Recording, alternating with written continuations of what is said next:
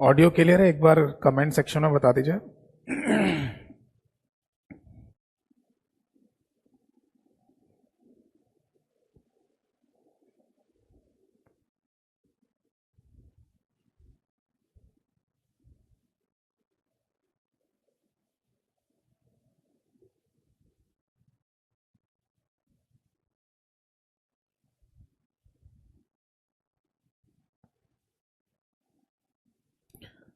एक बार comment section में बता दीजिए ऑडियो क्लियर है। इसके बाद हम अपने इस सेशन को, इस क्लास को स्टार्ट कर देंगे।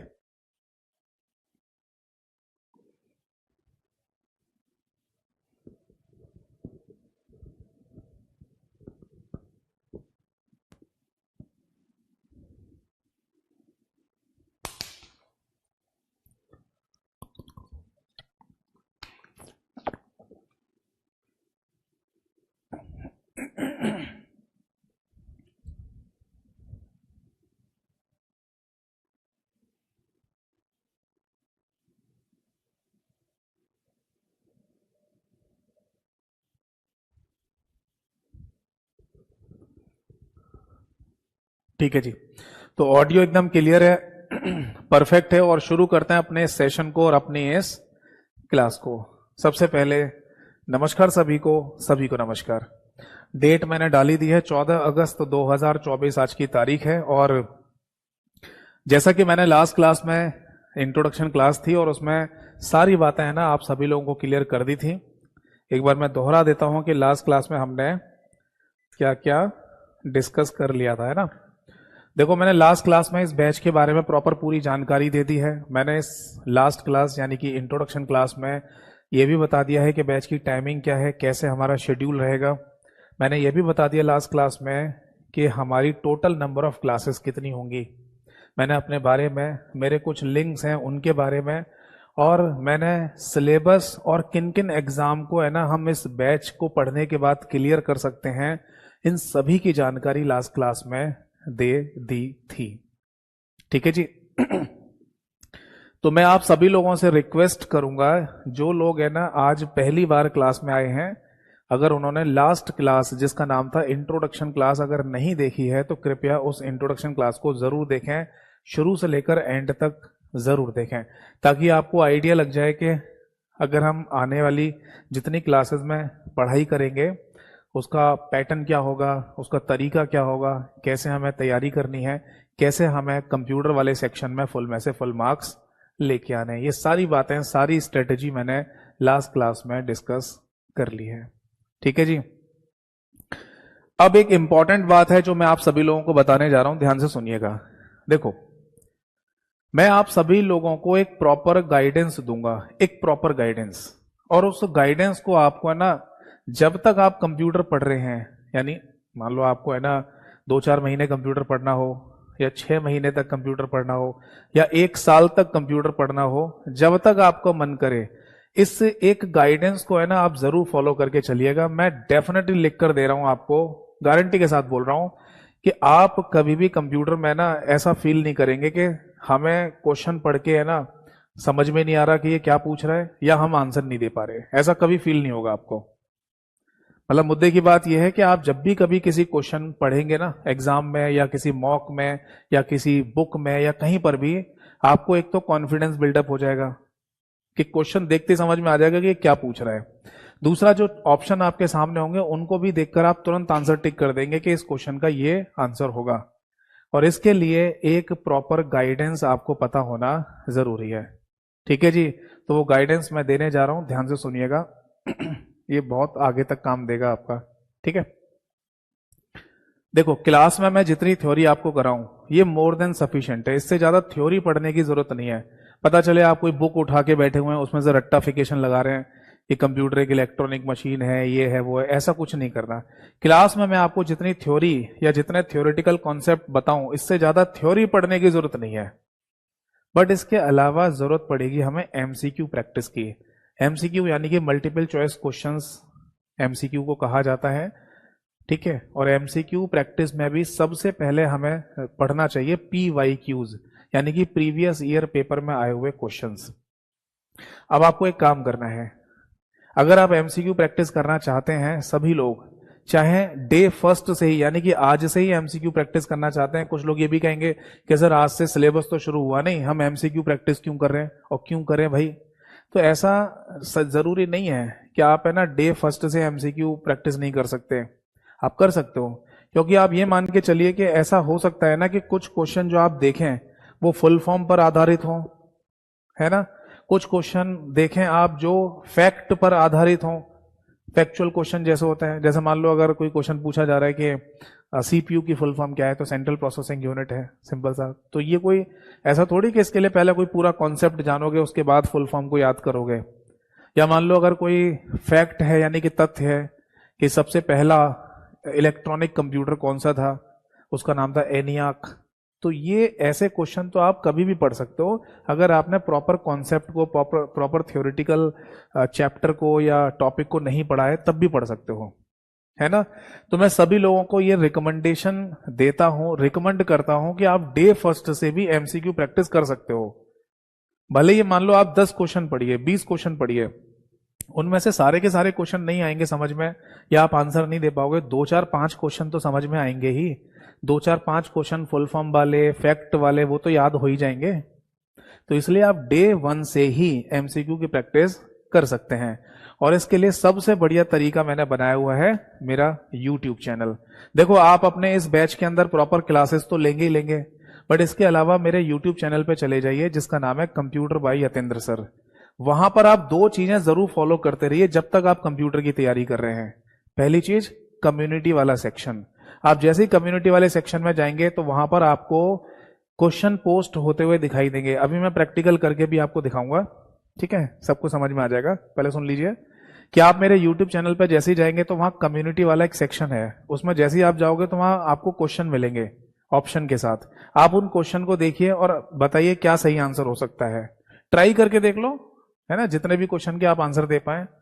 ये क्वेश्चन वहां डेली बेसिस पर आपको मिलेंगे, तो आपको ये लगेगा कि हमारा एक मॉक टेस्ट हो जाता है। तो कंप्यूटर के लिए अलग से मॉक टेस्ट देने की जरूरत भी नहीं पड़ेगी आपको, पहली बात।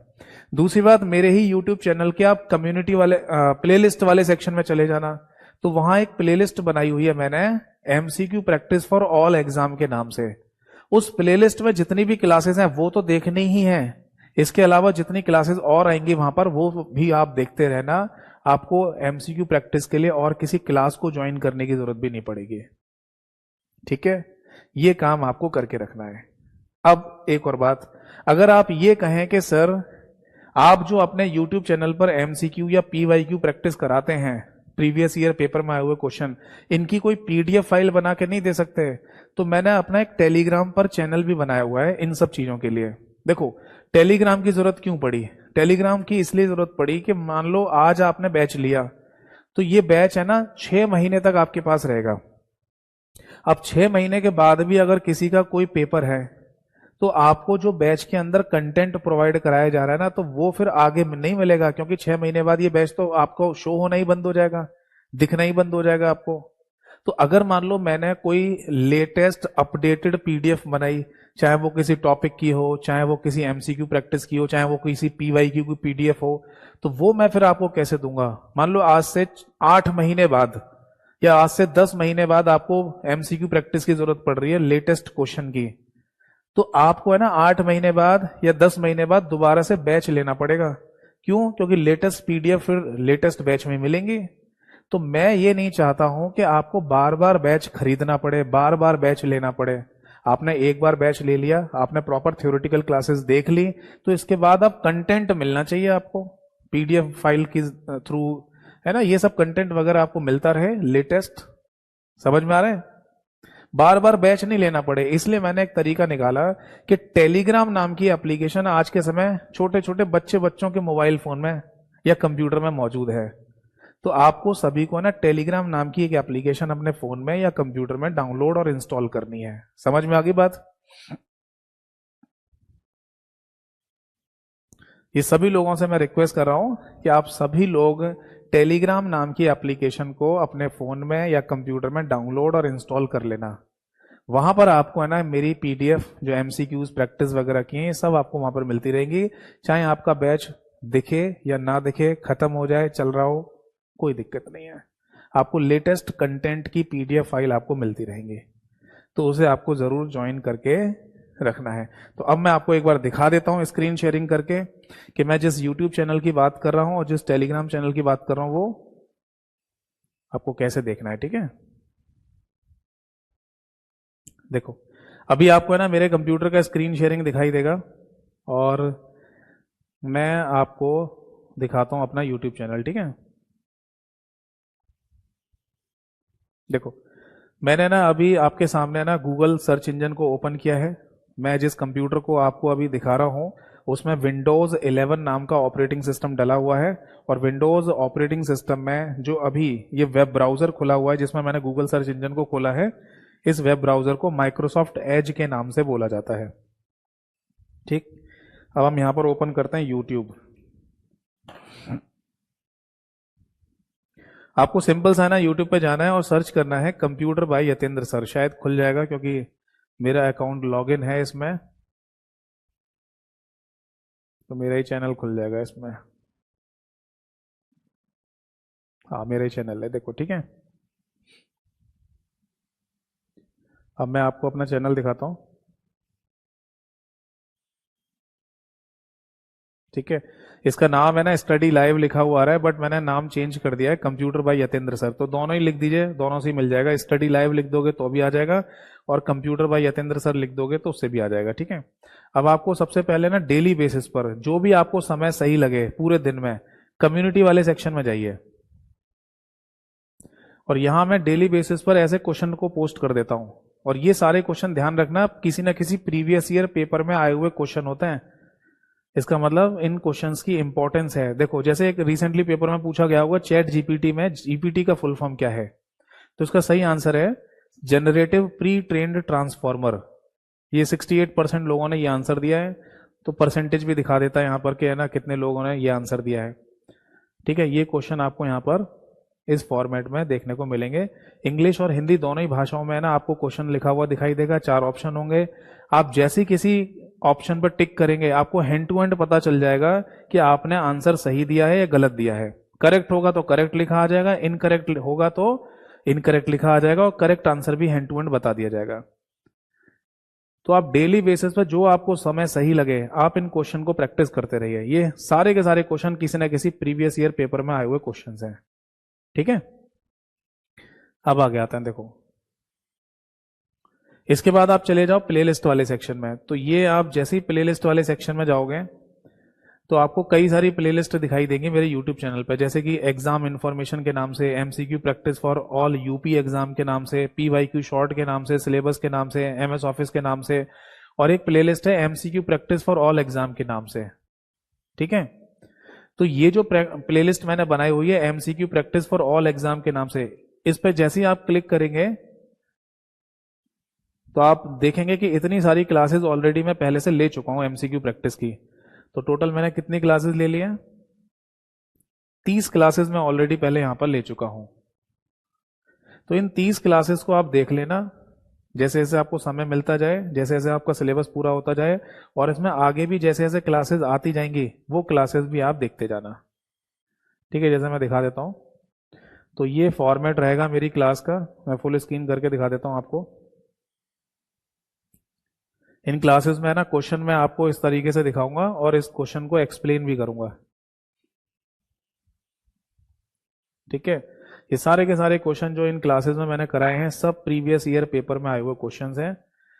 ठीक है, तो हैंड टू हैंड है ना, आपकी एक प्रैक्टिस भी होती रहेगी, आपको अलग से कहीं एमसीक्यू प्रैक्टिस करने के लिए क्लासेस देखने की जरूरत भी नहीं पड़ेगी। ठीक है बेटा, आई होप सो कि आप समझ रहे होंगे जो मैं बताना चाह रहा हूं, क्योंकि ये बातें पता होना बेहद जरूरी है। ठीक है, अब मैं आ जाता हूं वापस, इसको बंद कर देते हैं।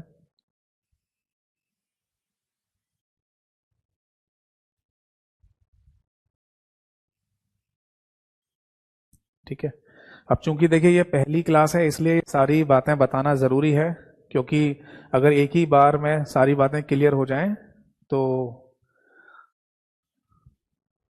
ठीक है।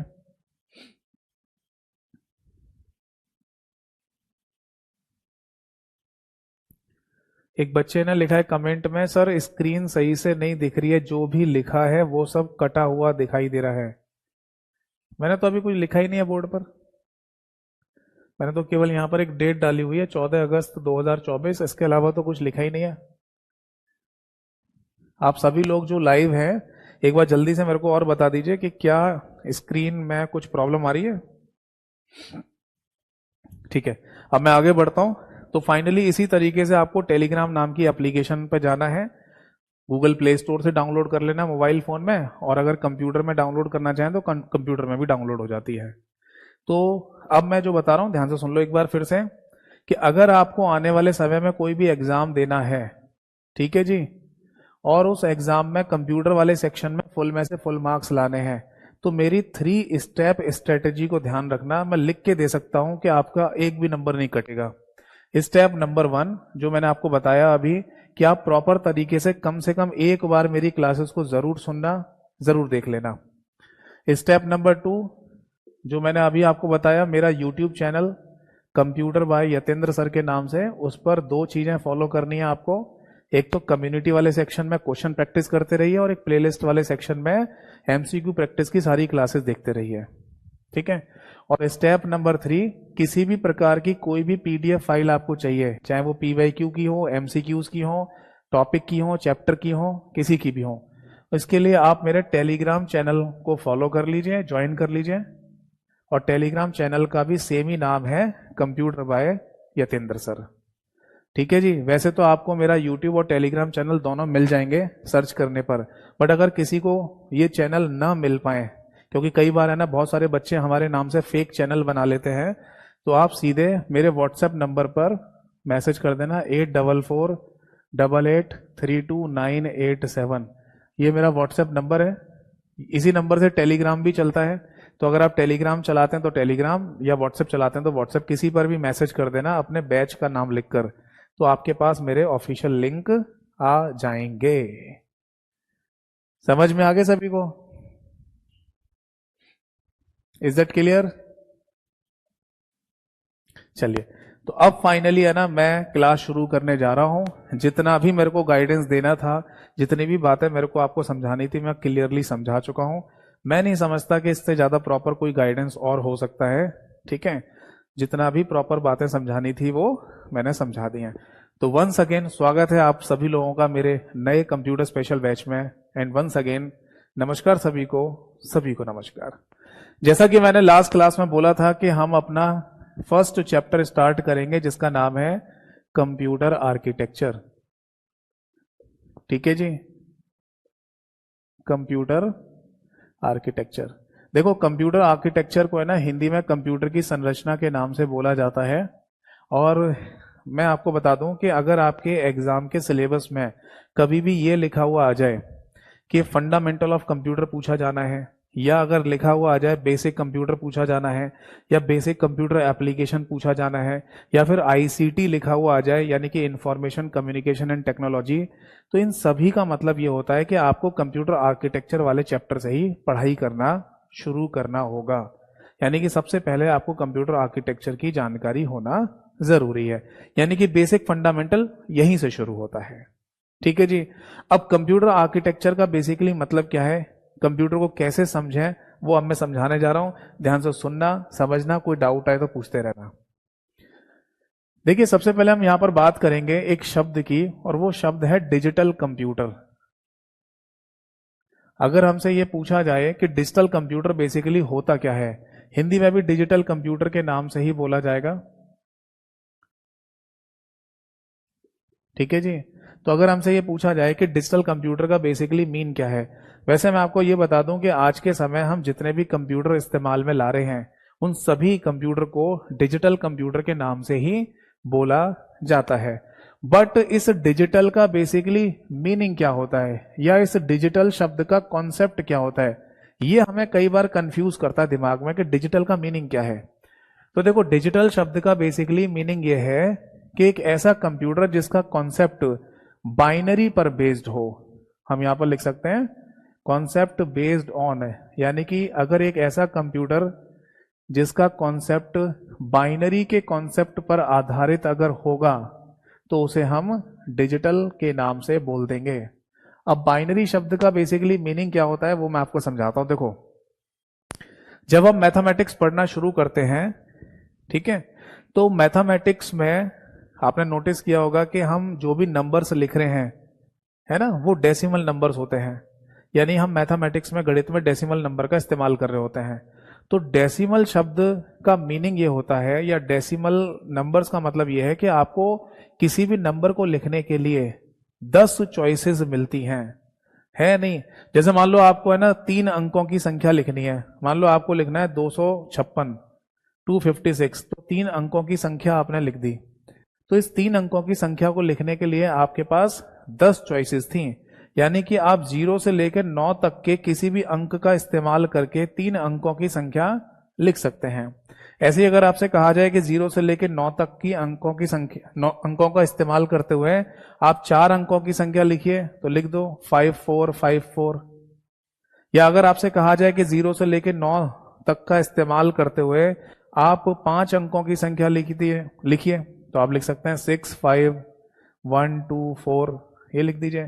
यानी मोटा मोटा हमें ये समझ में आ गया कि अगर हम कितने भी अंकों की संख्या लिखना चाहते हैं, यानी कि कितना बड़ा भी नंबर लिखना चाहते हैं मैथमेटिक्स में, उसे लिखने के लिए हमारे पास 10 चॉइसेस होती हैं, 0 से लेके 9 तक, है नहीं भाई। 0, 1, 2, 3, 4, 5, 6, 7, 8 और 9, टोटल मिला के कितने होगी? 10। 1, 2, 3, 4, 5, 6, 7, 8, 9, 10। तो 10 अंकों को या 10 चॉइसेस को हमें दिया जा रहा है किसी भी नंबर को लिखने के लिए, चाहे नंबर कितना भी छोटा हो, चाहे कितना भी बड़ा हो। इसीलिए जहां पर 10 चॉइसेस आपको मिलेंगी, वहां पर शब्द इस्तेमाल करते हैं डेसी। इसीलिए मैथमेटिक्स में जो नंबर्स हम यूज कर रहे हैं उनको डेसिमल नंबर के नाम से बोल दिया जाता है। अब बात आती है कंप्यूटर की। अगर हम कंप्यूटर के कोर में चले जाएं, यानी कि कंप्यूटर के अंदर चले जाएं, तब हमें पता चलेगा कि कितना बड़ा भी कोई नंबर लिखना चाहे, यानी कि 3 अंकों की संख्या लिखना चाहे, या 4 अंकों की संख्या लिखना चाहे, या फिर 5 अंकों की संख्या लिखना चाहे, तो हमारे पास केवल और केवल 2 ही विकल्प होते हैं, 2 ही चॉइस होती हैं, और वो है 0 एंड 1 ओनली।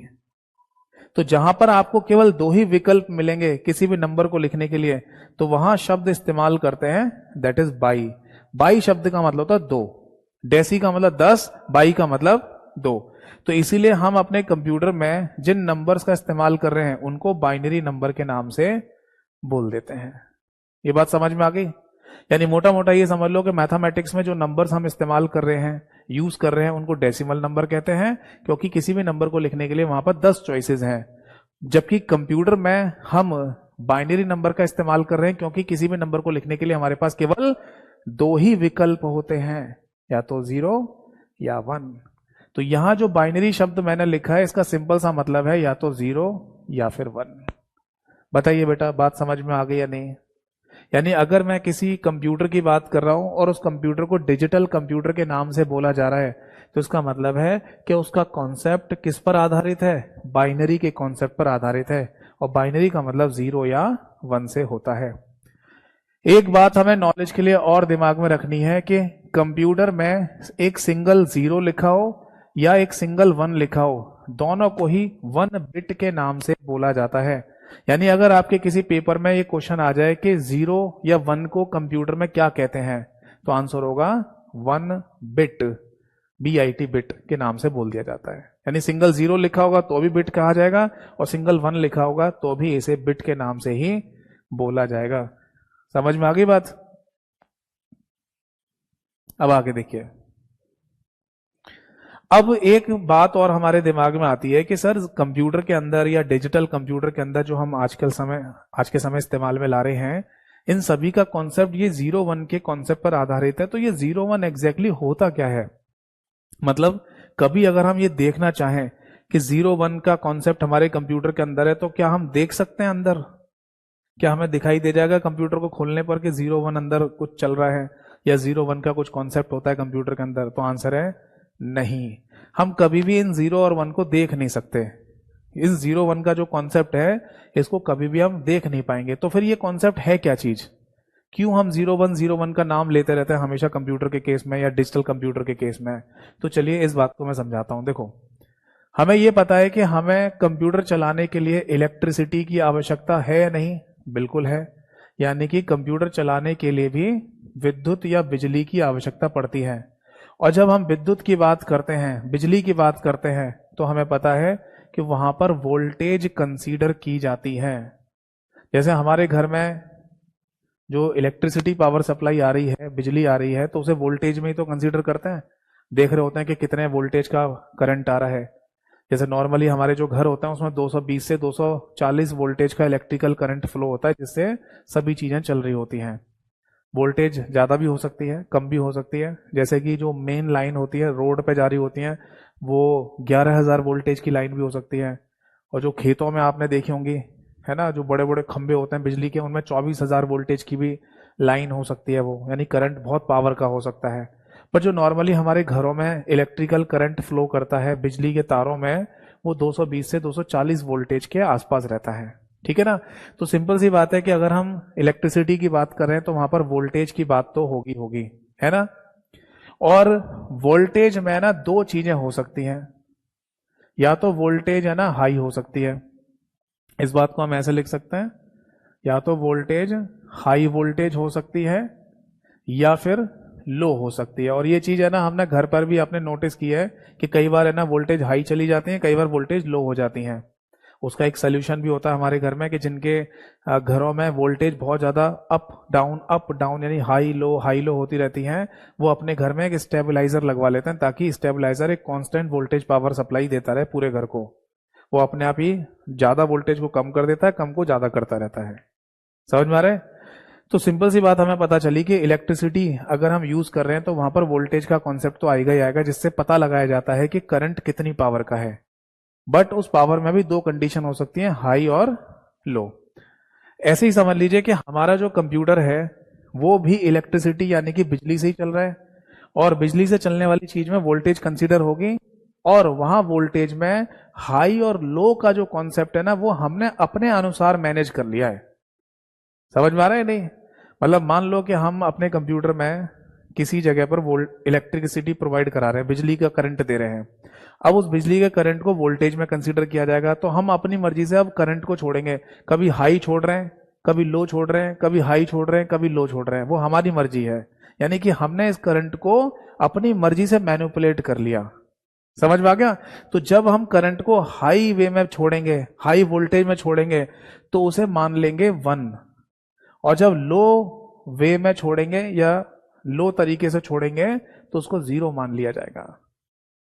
यानी कि हम अपने कंप्यूटर में किसी डिवाइस में या किसी चीज में इलेक्ट्रिकल करंट को हाई लेवल का छोड़ रहे हैं तो उसे 1 मान लेंगे, और लो लेवल का छोड़ेंगे तो उसे 0 मान लेंगे।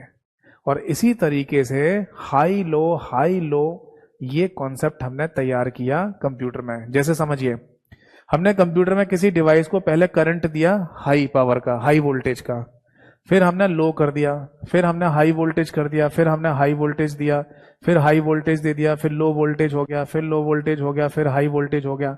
और इस तरीके से हम अपने अनुसार हाई लो वोल्टेज देते जा रहे हैं, करंट देते जा रहे हैं। तो जहां हाई लिखा हुआ है वहां 1 लिख दो, जहां लो लिखा है वहां 0 लिख दो। समझ में आया? तो इस तरीके से एक कोड तैयार हुआ 01 वाला। और ये कोड जिस भाषा के अंतर्गत लिखा जाता है या बोला जाता है, उसी को मशीन भाषा कह देते हैं। यानी कि अगर आपसे पूछा जाए कि हमारा कंप्यूटर कौन सी भाषा को समझता है, तो इसका सही आंसर होगा बेटा मशीन भाषा। ये बात समझ में आई या नहीं? यानी कि 0 और 1 वाली भाषा को आप मशीन भाषा के नाम से भी बोल सकते हैं। बीते कुछ समय पहले एक पेपर में क्वेश्चन पूछा गया था कि कंप्यूटर कौन सी भाषा को समझता है बेसिक लेवल पर। भाषाएं और भी हो सकते हैं कंप्यूटर की, जिनकी चर्चा हम बाद में करेंगे, बट एक बेसिक लेवल पर कंप्यूटर कौन सी भाषा समझता है, तो आंसर था मशीन भाषा। एक बात दिमाग में रखिएगा, अगर जो क्वेश्चन पहले किसी पेपर में पूछे गए हैं या पूछे जा चुके हैं, मैं उन क्वेश्चन को अगर पढ़ा रहा हूं तो उनके आगे या उन पॉइंट्स के आगे ऐसे एग्जाम शब्द लिख दूंगा ठीक है। तो जब भी मैं किसी पॉइंट को लिखूं और उसके आगे मैंने एग्जाम शब्द लिख दिया तो इसका मतलब वो क्वेश्चन की फॉर्म में किसी ना किसी पेपर में पूछा गया होगा। समझ में आ गया। तो जैसे कि मैं अभी बता रहा था आपको बता रहा था कि एक पेपर में ये क्वेश्चन पूछा गया कि कंप्यूटर कोर में कौन सी भाषा को समझता है या कौन सी भाषा पर काम करता है। तो आंसर था मशीन लैंग्वेज यानी कि मशीन भाषा, जो कि 0-1 वाली भाषा होती है। बताइए ये बात समझ में आ गई या नहीं। तो कभी अगर हमारे दिमाग में ये बात आती भी है कि सर हम जो कंप्यूटर इस्तेमाल कर रहे हैं जिनको डिजिटल कंप्यूटर कहा जाता है तो वो 0-1 के कॉन्सेप्ट पर आधारित है, तो 0-1 एक्चुअल में आया कहाँ से, ये प्रोड्यूस कैसे किया हमने।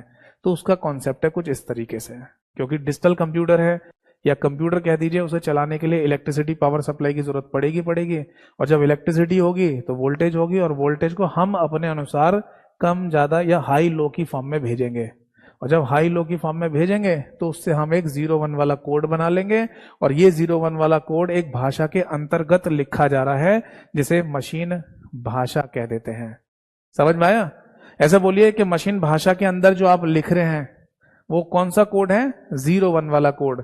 तो आप चाहें तो इस कोड को बाइनरी कोड के नाम से भी बोल सकते हैं, बाइनरी कोड कह दो 0-1 वाले कोड को, या फिर मशीन भाषा में लिखा जा रहा है तो आप इसे मशीन कोड के नाम से भी बोल सकते हैं। समझ में आ गया। नोट कर लीजिए, कोई डाउट है तो पूछिए। मैं आप सभी लोगों को बता दूं कि बिल्कुल बेसिक से बिल्कुल इनिशियल लेवल से शुरू करेंगे अपने कंप्यूटर वाले सब बैच को। यानी किसी व्यक्ति को अगर कंप्यूटर का सी भी नहीं आता है तो वो भी है ना कंप्यूटर को बहुत अच्छी तरीके से समझ जाएगा अपने एग्जाम पॉइंट ऑफ व्यू से। ठीक है। और जिन्होंने पहले से कंप्यूटर पढ़ भी रखा है थोड़ा बहुत या नॉलेज है तो उनको भी अच्छे से समझ में आएगा, इस बात की गारंटी है। बस आप ध्यान से सुनने की और समझने की कोशिश करना, जहां कहीं दिक्कत आए डाउट पूछते जाना। बताओ बेटा, बात समझ में आ गई, नोट कर लिया सभी ने। ठीक है जी। अब एक बच्चे का मैंने कमेंट देखा है जिन्होंने ये पूछा है कि सर डिजिटल कंप्यूटर के एग्जाम्पल कौन कौन से हैं। यानी अगर हम आज के समय पर कोई कंप्यूटर इस्तेमाल कर रहे हैं, जैसे लैपटॉप भी है या कोई डेस्कटॉप कंप्यूटर भी हमारे पास या कोई टैबलेट है, तो ये सब जो हम आज के समय कंप्यूटर इस्तेमाल कर रहे हैं इनमें से डिजिटल कंप्यूटर किसे कहा जाता है बेसिकली। तो चलिए मैं आपको समझाता हूं। देखो, जब हमसे पूछा जाए कि इनमें से कौन सा डिजिटल कंप्यूटर है या डिजिटल कंप्यूटर का उदाहरण है, तो बेटा पहले तो आप ये समझो कि जितने भी डिजिटल कंप्यूटर होते हैं इनको साइज के अकॉर्डिंग बांट दिया गया है, यानी कि आकार के आधार पर बांटा गया है। और जब आकार या साइज के आधार पर हम बांटते हैं तब हमारे सामने 4 नाम आते हैं। आपने एक नाम सुना होगा सुपर कंप्यूटर। पूरी दुनिया में सबसे पावरफुल कंप्यूटर को सुपर कंप्यूटर के नाम से बोला जाता है। मैं चाहूंगा कमेंट सेक्शन में आप बताइए अगर आपको पता है तो। हमारे भारत का आज की डेट में सबसे फास्ट सबसे तेज चलने वाले कंप्यूटर सुपर कंप्यूटर का नाम क्या है? अगर किसी को भी पता हो तो बताइए।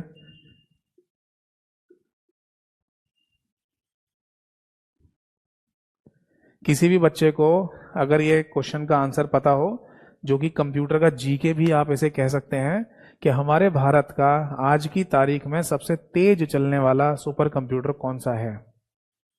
ये ध्यान रखिए कि सुपर कंप्यूटर का जो आंसर होता है वो टाइम टू टाइम पर बदल भी जाता है। जैसे आज अगर हम किसी सुपर कंप्यूटर की बात कर रहे हैं तो आज से 1-2 महीने बाद या 6 महीने बाद ये आंसर बदल भी सकता है, क्योंकि आज जो सुपर कंप्यूटर है उसके बाद कोई दूसरा नया सुपर कंप्यूटर भी बनाया जा सकता है। ठीक है। हाँ, जैसे एक बच्चे ने लिखा है सर परम सिद्धि 1, तो मैं आपको बता दूं कि भारत का आज की डेट में यानी कि 14 अगस्त 2024 की मैं बात कर रहा हूं, तो आज की डेट में सबसे तेज चलने वाला सुपर कंप्यूटर का नाम है बेटा एरावत। एरावत यहां लिख देता हूं, आपको नोट करना हो तो नोट कर लेना। एरावत ये बेसिकली इंडिया का सबसे तेज चलने वाला सुपर कंप्यूटर है आज की डेट में। ठीक है जी। ये एरावत नाम है ना, आपने शायद पहले भी सुना होगा। हिंदू मान्यताओं में, हिंदू पौराणिक कथाओं में ना एक हाथी का नाम भी था एरावत के नाम से, तो ये वही एरावत नाम है। ठीक है।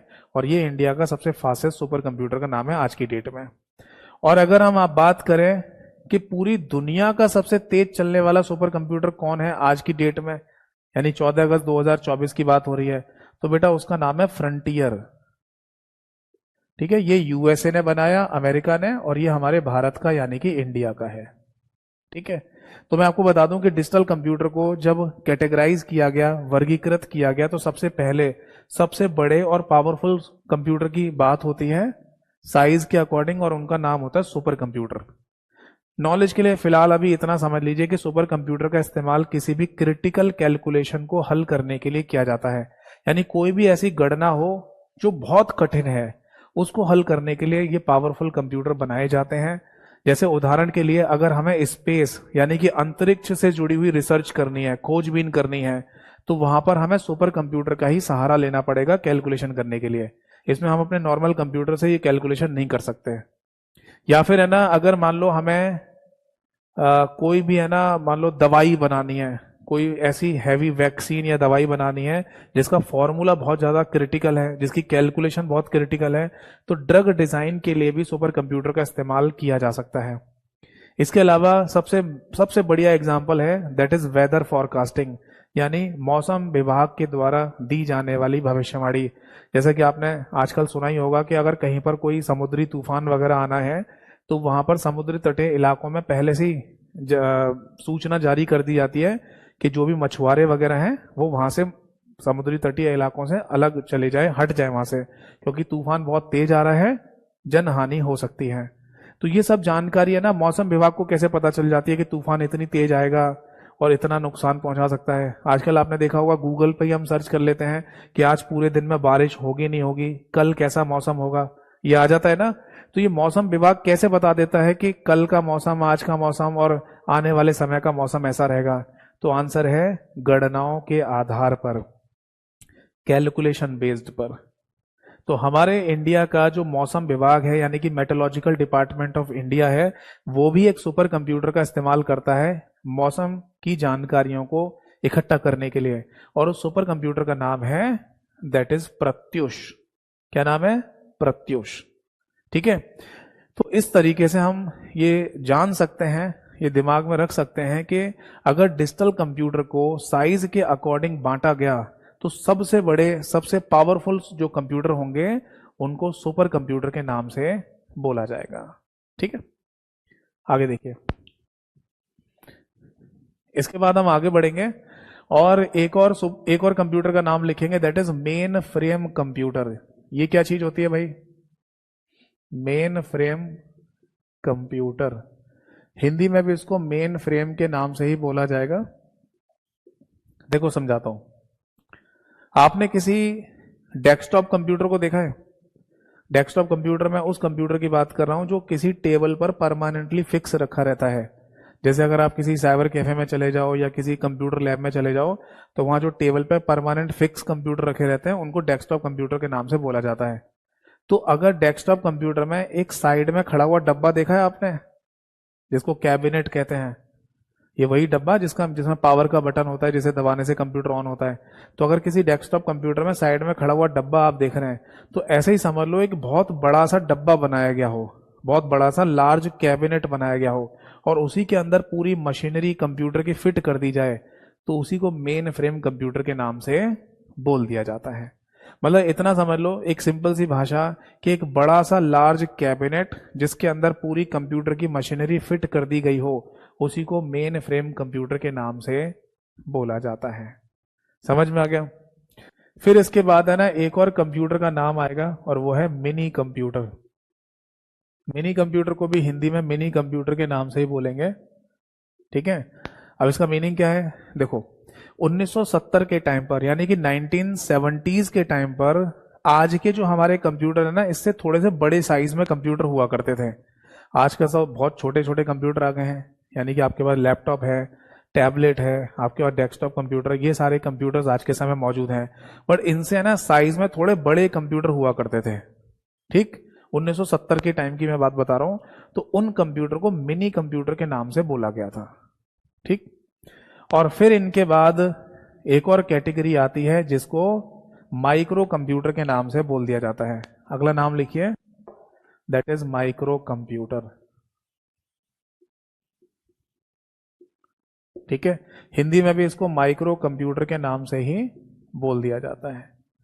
तो आज के समय जो कंप्यूटर हम इस्तेमाल में ला रहे हैं इन सभी को माइक्रो कंप्यूटर के नाम से बोलते हैं। तो अब अगला पॉइंट तो ये आएगा कि सर माइक्रो कंप्यूटर के उदाहरण कौन कौन से हैं।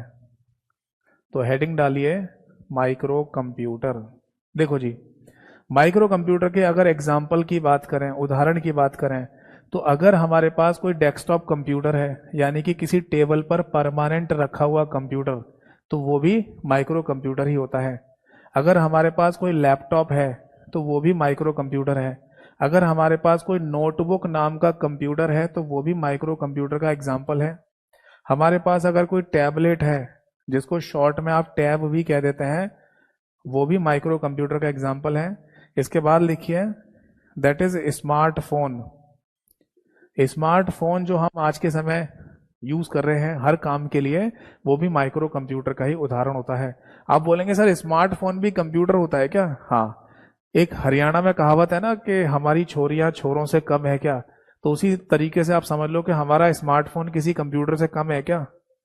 आप इस बात को ऐसे समझिए कि आप कंप्यूटर से जो भी काम करते हैं, जैसे कि आपको Word, Excel, PowerPoint, movie, song, game, internet, ये सब चीज जो आपको कंप्यूटर में करनी थी, वो सारे के सारे काम आज स्मार्टफोन से हो रहे हैं नहीं? बिल्कुल हो रहे हैं। आप स्मार्टफोन में भी Word, Excel, PowerPoint, PDF, movie, song, game, internet सब चला सकते हो। तो इसका मतलब स्मार्टफोन किसी कंप्यूटर से कम थोड़ी है। तो स्मार्टफोन जब पूछा जाए आपसे कि किसका उदाहरण है, तो आंसर है माइक्रो कंप्यूटर का उदाहरण होता है। और इसके अलावा एक नाम हम और लिखेंगे बेटा, दैट इज साइंटिफिक कैलकुलेटर। ये कौन सा कैलकुलेटर है भाई? हमने तो आज तक केवल परचूने की दुकान पर एक कैलकुलेटर रखा हुआ देखा है जिससे प्लस माइनस डिवीजन करके थोड़ा बहुत गणित हिसाब लगा लिया जाता है कि आपका कितना बैलेंस हुआ। देखो बेटा, जो कन्फेक्शनरी की दुकानों पर या फिर परचूने की दुकानों पर जो कैलकुलेटर रखा हुआ मिलता है, वो एक नॉर्मल साधारण कैलकुलेटर होता है जिसमें प्लस माइनस डिवीजन, मल्टीप्लिकेशन और परसेंटेज, बस इतना ही आप निकाल सकते हो। बट एक साइंटिफिक कैलकुलेटर भी होता है जो कि है ना इंजीनियरिंग वाले स्टूडेंट्स या जो एमएससी मैथमेटिक्स वगैरह की पढ़ाई करते हैं उनके पास मिलता है। उस कैलकुलेटर के अंदर गणित की इक्वेशन यानी कि समीकरणों को भी हल कर लिया जाता है। मतलब एक कैलकुलेटर जिसमें मैथमेटिक्स की गणित की इक्वेशन भी सॉल्व हो जाती हैं, उस तरीके के या उस प्रकार के कैलकुलेटर को हम साइंटिफिक कैलकुलेटर कहते हैं। और साइंटिफिक कैलकुलेटर भी हमारा माइक्रो कंप्यूटर का ही उदाहरण होता है। ये ध्यान रखना है, बीते कुछ समय पहले एक पेपर हुआ था जहां पर ये क्वेश्चन पूछ लिया गया और उस क्वेश्चन में ये पूछा गया था कि इनमें से माइक्रो कंप्यूटर का उदाहरण कौन सा है, और ऑप्शन में साइंटिफिक कैलकुलेटर लिखा हुआ था। तो कुछ लोगों ने तो यही समझा कि कैलकुलेटर है तो ये कंप्यूटर कैसे हो सकता है। समझ में आ रहा है? तो देखो एक बात और बता रहा हूं, देखो कंप्यूटर का मतलब कैलकुलेशन से ही होता है। ये बात दिमाग में रखनी है कि कंप्यूटर अगर आप इस्तेमाल कर रहे हैं तो इसका इस्तेमाल कैलकुलेशन करने के लिए ही किया जाता है। तो शुरुआती दौर में जो कंप्यूटर बन रहे थे उनको कंप्यूटर नहीं कहते थे, उनको कैलकुलेटर कहा जाता था। फिर बाद में वो कंप्यूटर शब्द इस्तेमाल में लाया जाने लगा। समझ में आ गया? तो अगर आपसे पूछा जाए कि डिजिटल कंप्यूटर के एग्जाम्पल कौन कौन से हैं, तो हम कुछ इस तरीके से बताएंगे कि डिजिटल कंप्यूटर को पहले तो साइज के यानी आकार के अनुसार बांटा गया है 4 पार्ट में: super computer, main frame, mini और माइक्रो, जिसकी चर्चा मैंने अभी की, आपको बताई। और फिर माइक्रो कंप्यूटर के एग्जाम्पल हैं ये सारे जो हम आज के समय पर इस्तेमाल में ला रहे हैं। बताओ बेटा, बात समझ में आ गई या नहीं?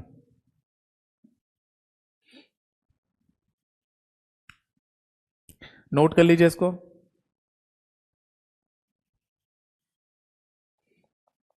चलिए, अब मैं आपको है ना एक क्वेश्चन बताता हूं। इस क्वेश्चन को लिखिएगा नहीं, ऐसे देख लो बस। देखो, लास्ट ईयर यानी कि 2023 की अगर हम बात करें, 2023 की, तो एसएससी सीजीएल मेंस का पेपर हुआ। ये बात आप सभी लोगों को पता होगी कि एसएससी सीजीएल मेंस के पेपर में कंप्यूटर को कंपलसरी कर दिया गया है। अगर कंप्यूटर क्वालिफाई नहीं किया तो आपका एसएससी का पेपर क्लियर नहीं होगा, है ना? तो 2023 में एसएससी सीजीएल मेंस का पेपर था और वहां क्वेश्चन पूछा गया कुछ इस तरीके से। उन्होंने ये पूछा, क्वेश्चन में ये पूछा था नोटबुक क्या चीज है, नोटबुक क्या होता है। और जो ऑप्शन दिया था उसमें एक ऑप्शन पर तो लिखा था उन्होंने लैपटॉप, और एक ऑप्शन पर लिखा था माइक्रो कंप्यूटर। अब मैं आप सभी लोगों से ये जानना चाहूंगा, जितनी भी बातें मैंने अभी तक आपको समझाई हैं उसके अनुसार आप बताइए, जो भी आपको समझ में आया कि इस क्वेश्चन का सही आंसर क्या होगा। क्वेश्चन फिर से सुन लीजिए। लास्ट ईयर 2023 में एसएससी सीजीएल मेंस का पेपर था और ये पेपर हुआ था 2 मार्च से 7 मार्च के बीच में। वहां पर यह क्वेश्चन पूछा था कि नोटबुक क्या चीज होती है, नोटबुक क्या है। और ऑप्शन हमें 2 दे रखे हैं, एक लैपटॉप और एक माइक्रो कंप्यूटर। इन दोनों में से सही आंसर क्या है? देखो बेटा, ऐसा हो सकता है कि आप में से बहुत सारे लोग हों जिनको नोटबुक नाम के कंप्यूटर के बारे में जानकारी हो, और ऐसा भी हो सकता है कि बहुत सारे लोगों को नोटबुक के बारे में पता ही ना हो कि ये नोटबुक क्या चीज है। तो मैं आपको पहले क्लियर कर देना चाहता हूं, फिर इसके आंसर की तरफ बढ़ेंगे। सुनिए जरा ध्यान से। हाँ, अंकुर जी ने भी लिखा है सर माइक्रो कंप्यूटर आंसर होगा। चलिए मैं आंसर बताऊंगा इसका सही आंसर क्या है, बट मैं आप सभी लोगों को पहले एक छोटी सी बात क्लियर कर दूं, और वो है नोटबुक क्या चीज होती है। सुनना जरा ध्यान से। देखो बेटा, हाँ मैं बता रहा हूँ, ठीक है। सभी लोगों ने लिखा है सर माइक्रो कंप्यूटर आंसर होगा, ठीक है, पर पहले मैं कुछ बातें आपको समझा दूं। सुनिए, देखो 2014 और 15 के आसपास की बात है, 2014 या 15 की मान लीजिए। इससे पहले जो कंप्यूटर बनाने वाली कंपनियां थी वो नोटबुक और लैपटॉप नाम से 2 अलग अलग कंप्यूटर बना रही थी। ऐसा क्यों? देखो, लैपटॉप का सिंपल सा मतलब होता है एक पोर्टेबल कंप्यूटर जिसको आप कहीं पर भी रखकर इस्तेमाल में ले लो। लैप का मतलब ही होता है गोद, यानी कि एक ऐसा कंप्यूटर जिसको आप अपने गोद में रखकर चला लो, कहीं पर भी बैठ के चला लो, उसको नाम दिया गया लैपटॉप। और मल्टीपर्पज, यानी कि किसी का कोई भी काम हो वो लैपटॉप खरीद सकता है। बट कंप्यूटर निर्माता कंपनियां, यानी कि कंप्यूटर बनाने वाली कंपनियों ने स्टूडेंट को ध्यान में रखते हुए एक कंप्यूटर बनाया था जिसको नोटबुक नाम दिया गया। अब सीधी सी बात है, एक कंप्यूटर तो मल्टीपर्पज है और एक कंप्यूटर स्पेसिफिक लोगों के लिए बनाया गया होगा, तो उसमें चीजें कम होंगी ना।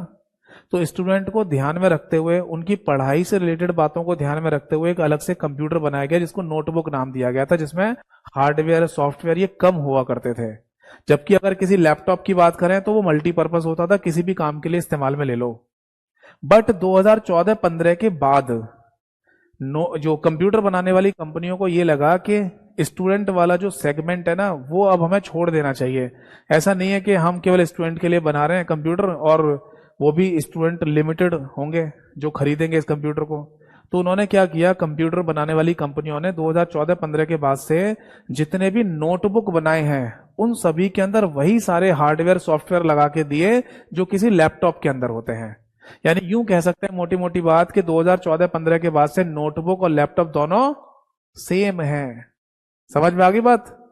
यानी कि अगर किसी कंपनी के द्वारा, जैसे डेल नाम की कंपनी है, एचपी नाम की कंपनी है, या सैमसंग नाम की कंपनी है, अगर ये कंप्यूटर बना के दे रही है और ये कह रहे हैं कि इस कंप्यूटर का नाम नोटबुक है, तो वो बिल्कुल लैपटॉप के जैसा ही है, भले ही वो नाम नोटबुक आज के समय इस्तेमाल में ला रहे होंगे। समझ में आ गया? तो आज की डेट में हम लैपटॉप और नोटबुक दोनों को सेम कहेंगे, पर 2014-15 से पहले ये दोनों अलग अलग थे।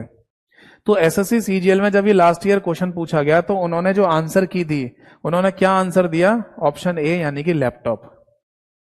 उन्होंने आंसर की में बोला कि laptop is the right answer. तो क्या बात पता चल रही है इससे? इससे ये बात पता चल रही है कि एसएससी वाले ये मान के चल रहे हैं कि लैपटॉप और नोटबुक दोनों एक ही चीज होती हैं, इसलिए आज की डेट में दोनों एक ही चीज है, इसलिए लैपटॉप को ही नोटबुक या नोटबुक को ही लैपटॉप कहा जाता है। उन्होंने ये आंसर टिक कर दिया। अब आ जाओ कंप्यूटर के कॉन्सेप्ट पर। देखो बेटा, कंप्यूटर का कॉन्सेप्ट ये कहता है कि माइक्रो कंप्यूटर के जब एग्जाम्पल के बारे में पूछा गया, माइक्रो कंप्यूटर के एग्जाम्पल के बारे में पूछा गया, तो ये सारे एग्जाम्पल माइक्रो कंप्यूटर के हैं। तो इसका सिंपल सा मीनिंग है ना कि अगर नोटबुक के बारे में कोई आपसे पूछ रहा है कि नोटबुक क्या है, तो वो माइक्रो कंप्यूटर भी तो होना चाहिए। इसका मतलब ऑप्शन बी भी ठीक होना चाहिए। और एक क्वेश्चन के 2 आंसर हो नहीं सकते। यानी कि जिन बच्चों ने थ्योरेटिकल कॉन्सेप्ट पढ़ा कंप्यूटर का, उन्होंने आधे बच्चों ने तो माइक्रो कंप्यूटर टिक कर दिया होगा, या ज्यादातर बच्चों ने माइक्रो कंप्यूटर ही टिक कर दिया होगा। बट कुछ बच्चों को यह भी पता होगा कि लैपटॉप और नोटबुक आज की डेट में दोनों सेम है, इसलिए उन्होंने किसी ने लैपटॉप को टिक कर दिया होगा। अब किसका सही मान है? तो एक बात मैं आपको बता दूं, देखो एग्जामिनेशन बोर्ड कोई भगवान नहीं होता। चाहे वो एसएससी का एग्जामिनेशन बोर्ड हो, चाहे आपका कोई स्टेट गवर्नमेंट का एग्जामिनेशन बोर्ड, गलतियां सब करते हैं। कुछ हो सकते हैं एग्जाम जिनमें कोई मिस्टेक ना हो, बट एग्जाम में गड़बड़ियां सब में हो जाती हैं। या तो क्वेश्चन की लैंग्वेज में गड़बड़ी आ जाएगी, या ऑप्शन में गड़बड़ी आ जाएगी, या आंसर की में गड़बड़ी आ जाएगी। ऐसा हमें अक्सर देखने को मिलता है, और ऐसा ही हुआ एसएससी के साथ भी, स्टाफ सिलेक्शन कमीशन के साथ। आंसर की जारी करने के बाद जब लोगों ने ऑब्जेक्शन डालना शुरू करा, तो एसएससी ने बोला हमसे गलती हुई है, हम मानते हैं कि नोटबुक एक माइक्रो कंप्यूटर का ही एग्जाम्पल होता है, यानी कि इस क्वेश्चन को जिसने भी अटेम्प्ट किया होगा हम उसको नंबर दे देंगे। समझ में आ रहे हैं?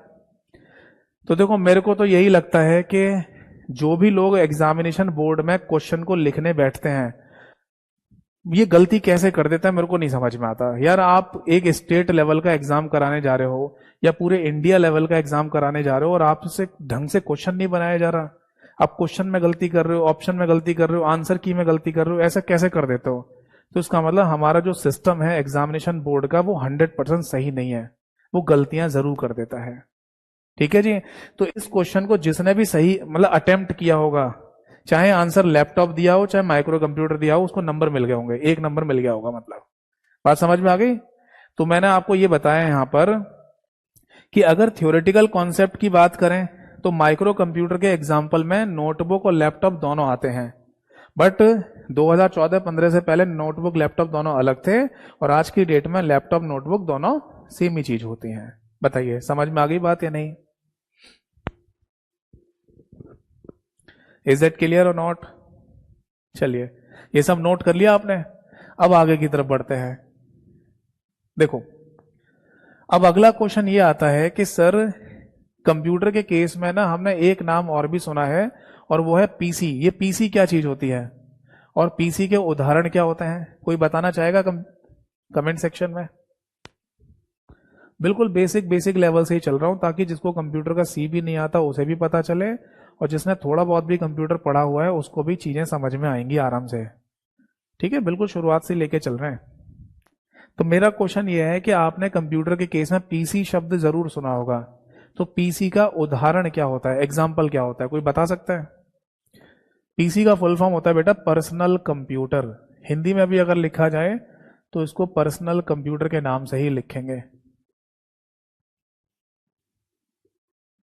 बताइए, एक सिंपल सा क्वेश्चन अगर आपके पेपर में पूछ लिया जाए कि बताओ पीसी का उदाहरण क्या है, पर्सनल कंप्यूटर का उदाहरण क्या है, तो इसका सही आंसर क्या होगा?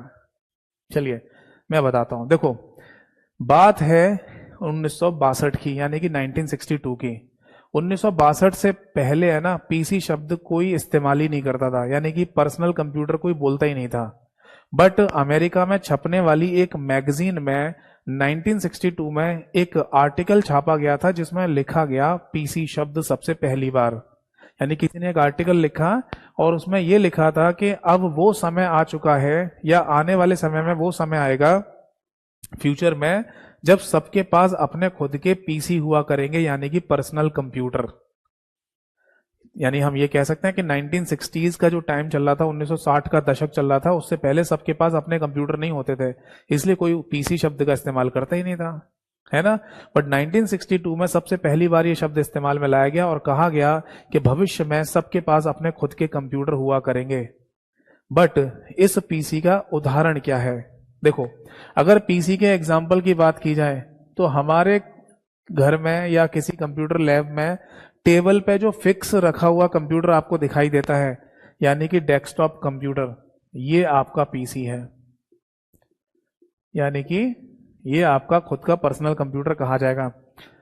इसके अलावा अगर मैं यहां पर लैपटॉप को लिख दूं तो लैपटॉप भी है ना एक पीसी का ही एग्जाम्पल होता है। आप बोलेंगे सर हमने लैपटॉप को तो पीसी कभी नहीं सुना, हम तो पीसी उसी को बोलते हुए आ रहे हैं जो टेबल पे परमानेंट रखा हुआ कंप्यूटर होता है। तो बेटा मैं फिर से बता दूं कि पीसी का मतलब किसी टेबल पर परमानेंट रखा हुआ कंप्यूटर नहीं है। पीसी का मतलब आपका पर्सनल कंप्यूटर, और आपका पर्सनल कंप्यूटर आपका खुद का लैपटॉप भी हो सकता है नहीं?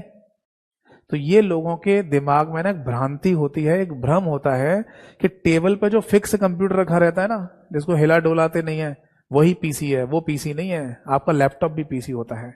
इसके अलावा अगर आपके पास कोई नोटबुक नाम का कंप्यूटर है तो वो भी बेटा आपका पर्सनल कंप्यूटर है, और अगर आपके पास कोई टैबलेट या टैब है तो वो भी आपका पीसी कहलाएगा।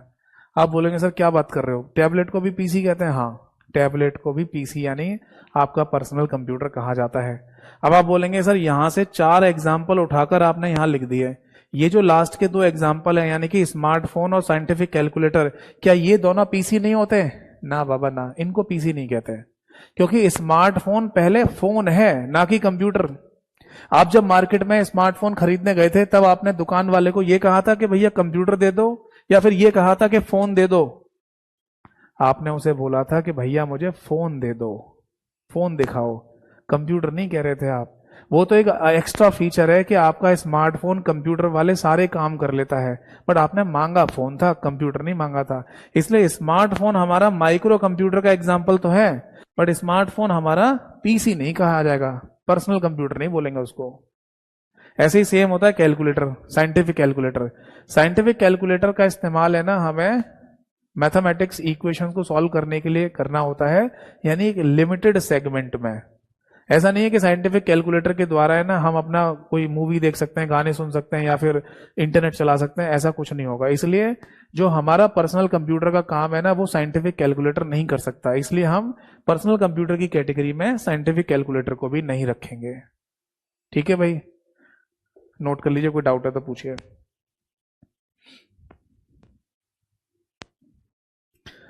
तो फाइनली अब तक हमें यह समझ में आ गया कि अगर हम कंप्यूटर पढ़ रहे हैं, कंप्यूटर के बारे में नॉलेज ले रहे हैं, तो डिजिटल कंप्यूटर क्या होता है, माइक्रो कंप्यूटर क्या होता है, और पर्सनल कंप्यूटर का क्या कॉन्सेप्ट है, ये हमें समझ में आ गया है। समझ में आ गई बेटा बात? चलिए अब आगे लिखते हैं, आगे समझते हैं।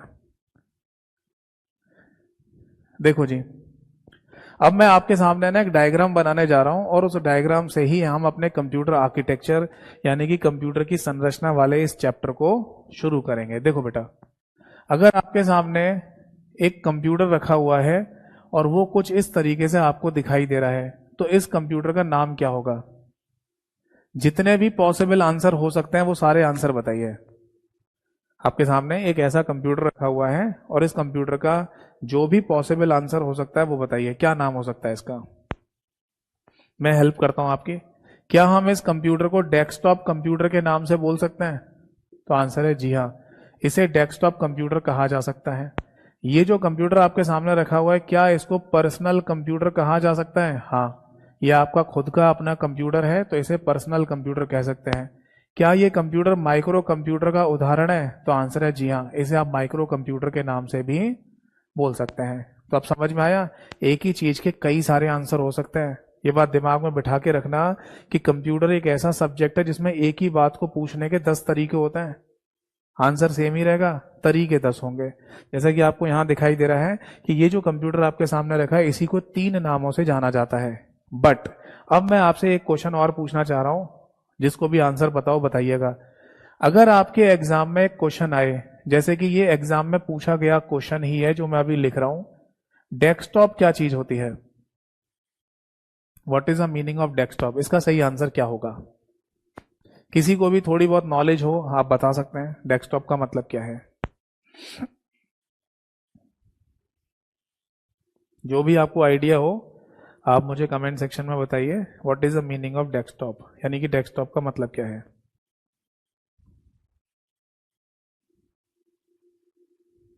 चलिए मैं आपको एक ऑप्शन देता हूं, बताना क्या ये ऑप्शन सही हो सकता है।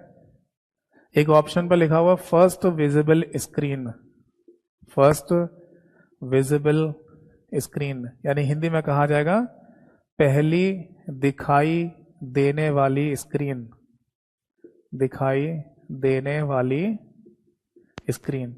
पहली दिखाई देने वाली स्क्रीन का मतलब है कि जब आप अपने कंप्यूटर को ऑन करते हैं तो सबसे पहली स्क्रीन आपको जो दिखाई देती है, क्या उसी को डेस्कटॉप के नाम से बोला जाता है? तो आंसर है जी हाँ, यही इसका सही आंसर है। और अब मैं आपको डेस्कटॉप एक बार दिखा भी देता हूं। देखो बेटा, एक्चुअली ये है ना, एक एग्जाम में क्वेश्चन पूछा गया कि डेस्कटॉप होता क्या है, तो एक ऑप्शन पर लिखा हुआ था फर्स्ट विजिबल स्क्रीन, यानी कि कंप्यूटर ऑन करने पर जो सबसे पहली स्क्रीन आपको दिखाई देती है उसी को डेस्कटॉप के नाम से बोला जाता है। जैसे कि अभी मैं आपको दिखाता हूं, जब मैं अपने कंप्यूटर को ऑन करता हूं ना, तो मेरे कंप्यूटर में सबसे पहले ये वाली स्क्रीन दिखाई देती है। मैं आपको बता दूं कि ये जो स्क्रीन आपको दिखाई दे रही है, ये मेरे कंप्यूटर में विंडोज ऑपरेटिंग सिस्टम की स्क्रीन है। विंडोज नाम सुना होगा शायद आपने, ये एक ऑपरेटिंग सिस्टम का नाम है। और विंडोज ऑपरेटिंग सिस्टम में भी विंडोज का जो लेटेस्ट वर्जन है विंडोज 11, वो ऑपरेटिंग सिस्टम मेरे कंप्यूटर में डला हुआ है, जो मैं अभी आपको दिखा रहा हूं। तो मैं जब कंप्यूटर को ऑन करता हूं ना, तो ये वाली स्क्रीन मेरे को दिखाई देती है। तो अगर कोई मेरे से पूछे कि इसे बोलते क्या है, तो इसका नाम है डेस्कटॉप। और जब मैं अपने कंप्यूटर को शट डाउन कर दूंगा, तो क्या ये स्क्रीन दिखाई देगी? नहीं, बंद हो जाएगी। तो मैं ये कह सकता हूं कि जब मैं कंप्यूटर शट डाउन करूंगा यानी बंद करूंगा, तो मेरे कंप्यूटर की मॉनिटर स्क्रीन से डेस्कटॉप गायब हो जाएगा। समझ में आ गया सभी को? अब देखो, बहुत सारे लोगों को है ना ये कंफ्यूजन होता है, और बहुत सारे लोग दिमाग में ये बिठा के रखते हैं कि डेस्कटॉप का मतलब कंप्यूटर से होता है, यानी कि एक ऐसा कंप्यूटर अगर आपको दिखाई दे रहा है तो उसे डेस्कटॉप कहते हैं। ऐसा नहीं है। डेस्कटॉप अकेला शब्द इस कंप्यूटर के लिए इस्तेमाल में नहीं लाया जा सकता। ये उसी तरीके से है जैसे मैं अगर आपसे ये पूछूं ये क्या चीज है, तो आप बोलेंगे सर ये किसी टीवी का रिमोट होगा जो आप हमें दिखा रहे हैं। तो क्या मैं इसे टीवी का रिमोट कह सकता हूं? तो आंसर है नहीं, मैं इसे टीवी का रिमोट नहीं कह सकता। क्योंकि देखो, ये नोट मत करना, ऐसे ही देख लो। क्योंकि रिमोट शब्द जो आप बोल रहे हैं ना, इसके लिए जो अभी डिवाइस मैंने दिखाई आपको, इस रिमोट का पर्यायवाची शब्द यानी कि सिनोनिम क्या होता है? डिस्टेंस। और डिस्टेंस को क्या बोलते हैं हिंदी में? दूरी। यानी अगर ये डिवाइस मैं फिर से आपको दिखाऊं, ये क्या है, तो आप अगर इसे रिमोट बोल रहे हैं तो रिमोट की हिंदी भी तो बोल सकते हैं। यानी कि रिमोट का अगर सिनोनिम डिस्टेंस है, उस डिस्टेंस की हिंदी दूरी है, तो इसका मतलब रिमोट शब्द की हिंदी भी तो दूरी हो गई है या नहीं? तो बेसिकली हमारे सामने जो डिवाइस है, इसे रिमोट की जगह रिमोट कंट्रोल डिवाइस कहा जाता है। या ज्यादा से ज्यादा कम करके बोलना चाहते हैं तो रिमोट कंट्रोल कह दीजिए। समझ में आ रहा है? आप रिमोट कंट्रोल कहिए, चल जाएगा। आप रिमोट कंट्रोल बोल दीजिए, चल जाएगा। अगर रिमोट कंट्रोल डिवाइस कहना है आपको, ये भी चल जाएगा। बट केवल रिमोट शब्द का इस्तेमाल नहीं कर सकते। बट आप जब रिमोट शब्द का इस्तेमाल करते हैं तो सब समझ कैसे जाते हैं कि आप टीवी के रिमोट कंट्रोल की ही बात कर रहे हैं? तो आंसर है हमारे आसपास के वातावरण में इन शब्दों का इस्तेमाल होने की वजह से। ये उसी तरीके से है, जब किसी का चेहरा आपको अच्छा नहीं लग रहा हो, चेहरा गंदा लग रहा हो, तो आप उस व्यक्ति से बोल देते ना, जा अपना थोबड़ा धो के आ, जा अपना थोबड़ा देख के आ, जा अपना थोबड़ा साफ करके आ। तो ये थोबड़ा जो शब्द आप बोल देते हो, ये क्या हिंदी का कोई शब्द है? हिंदी पूरी भाषा में थोबड़ा शब्द ही नहीं है। क्या ये थोबड़ा नाम का शब्द अंग्रेजी भाषा में लिखा हुआ है? नहीं, अंग्रेजी में भी नहीं है। क्या उर्दू भाषा में थोबड़ा शब्द का इस्तेमाल होता है? होता ही नहीं है। तो ये थोबड़ा शब्द आया कहां से? ऐसे ही बना दिया किसी ने। और जब इस शब्द को बहुत सारे लोगों ने बोलना शुरू कर दिया, तो लोग इससे समझने लग गए कि जब थोबड़ा शब्द बोला जाएगा तो शायद चेहरे की ही बात कर रहे हो आप। तो आज के समय हम किसी से मजाक में अगर ऐसे बोल रहे हैं, चल तेरा थोबड़ा साफ गंदा लग रहा है, धो के आ, उसको साफ करके आ, तो वो समझ जाता है कि आप उसके चेहरे की बात करो, चेहरा साफ करके आ। जबकि थोबड़ा कहीं शब्द नहीं होता, यानी कि आप गलत बोल रहे हैं। ठीक है, यानी आप एक ऐसा शब्द इस्तेमाल कर रहे हैं जो है ही नहीं। तो वैसे ही आप समझ लो कि जो डिवाइस आप यूज कर रहे हैं, यानी कि रिमोट कंट्रोल, इसके लिए अगर आप केवल रिमोट शब्द का इस्तेमाल कर रहे हैं तो गलत शब्द इस्तेमाल कर रहे हैं। ये नहीं करना आपको।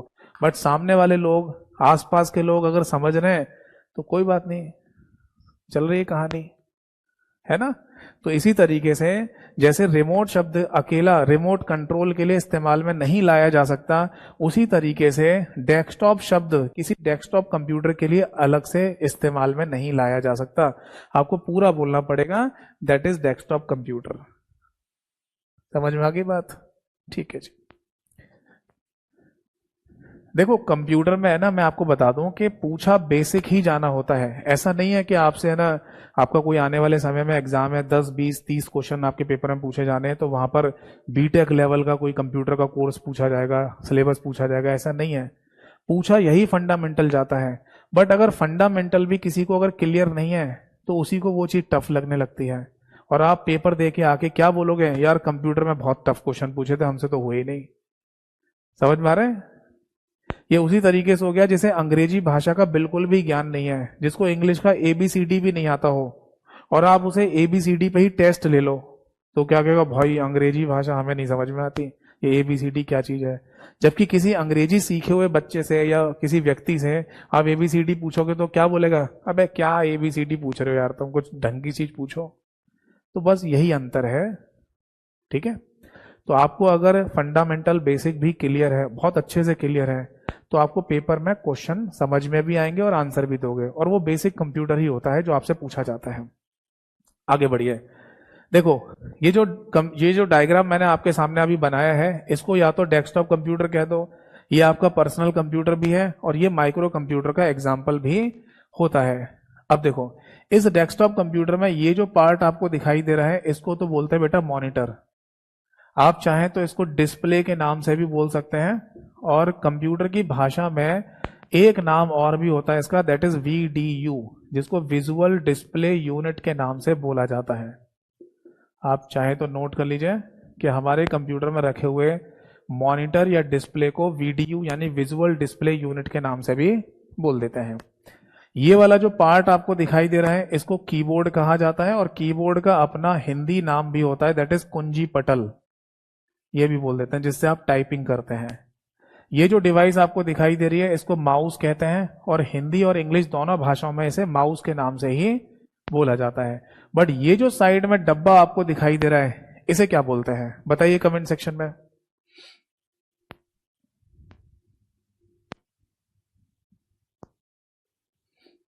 ये जो साइड में खड़ा हुआ डब्बा आपको दिखाई दे रहा है, इस डब्बे को या बॉक्स को क्या कहते हैं, आप कमेंट सेक्शन में आंसर बताइए। तब तक मैं कुछ बच्चों को ये बता दूं जो कमेंट में लिख रहे हैं इस टॉपिक से हटकर कमेंट्स। देखो बेटा, आप है ना इस टॉपिक से हटके जो कमेंट क्लास के बीच में कर रहे हैं ना, उन सभी कमेंट्स को रखिए क्लास के लास्ट के 15 मिनट के लिए, ठीक है। और शायद आपने फर्स्ट इंट्रोडक्शन क्लास देखी नहीं होगी, वरना मैंने वहां पर क्लियर बता दिया था कि हमारी 1.5 घंटे की क्लास है, जिसमें शुरुआत के 15 मिनट, वो शुरुआत के सवा घंटा हम रखेंगे अपनी थ्योरेटिकल क्लास के लिए, और लास्ट के 15 मिनट जो डाउट पूछना चाहें आप डाउट पूछिए।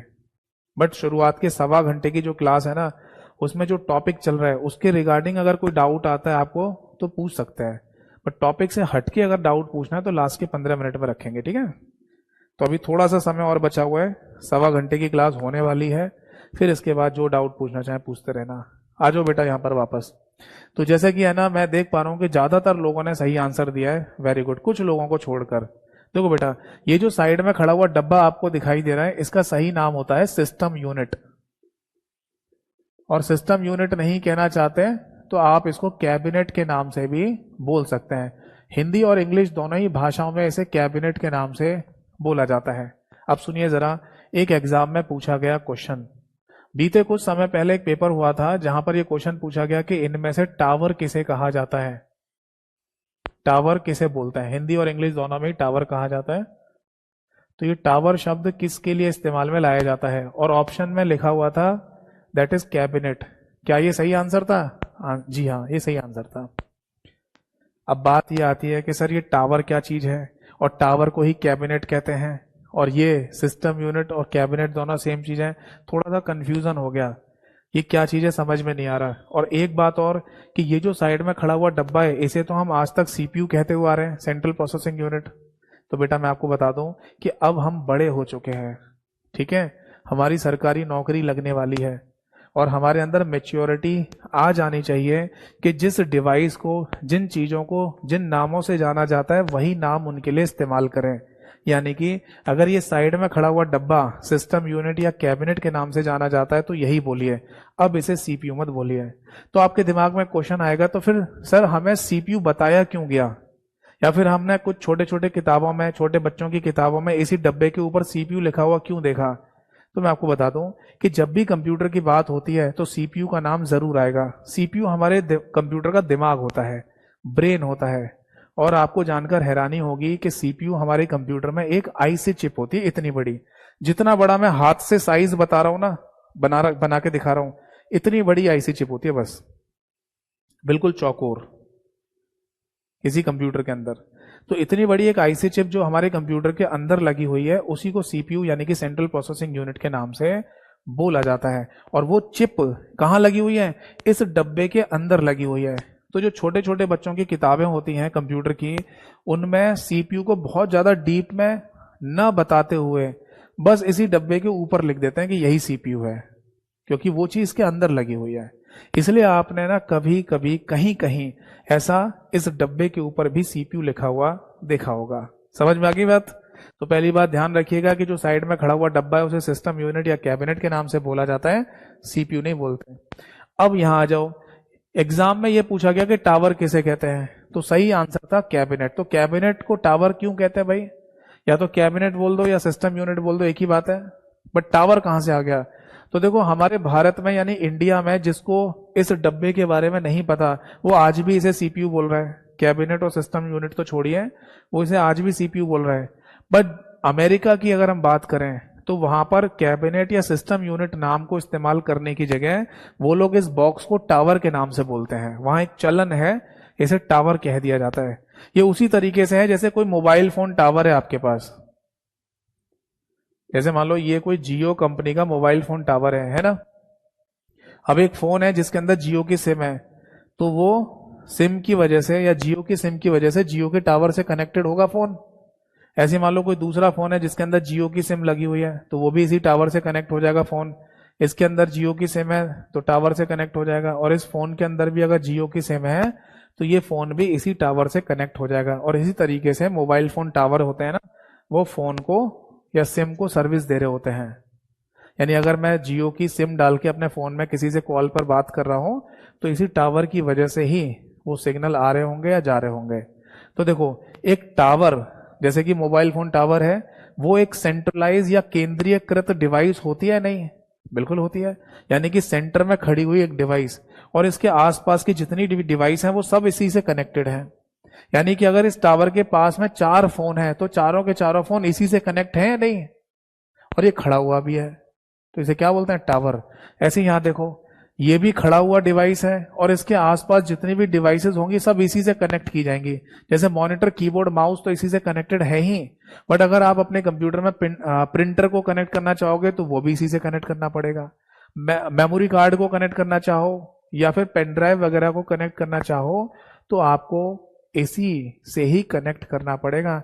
यानी कि हमारे पूरे कंप्यूटर में यही डब्बा सबसे खास चीज होती है।